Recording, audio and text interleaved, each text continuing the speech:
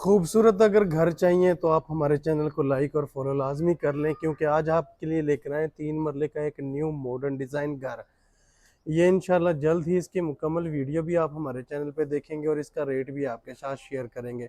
New modern design में और location भी बड़ी कमाल है। हमजा टाउन की पहली गली में आपको ये घर मिलने जा रहा है, 3 मरले का डबल स्टोरी घर। अगर आपका बैंक लोन अप्रूवल हो चुका तो आपकी बैंक लोन की सहूलत भी इसमें मौजूद होगी, और अगर आपने कैश पे बाय करना तो कैश पे भी आपको ये घर इजीली बाय आप कर सकते हैं। 15 फीट की ये गली है, सामने भी बहुत खूबसूरत घर है। और हमजा टाउन की मेन बुलीवोर्ड से इंटर होते पहली गली में आपको ये घर मिलने जा रहा, मार्केट के पास है, स्कूल भी आपको पास मिल जाते हैं। यहाँ पे वापटा की लाइट है, यहाँ पे पानी बोर का गैस इस एरिया में नहीं है।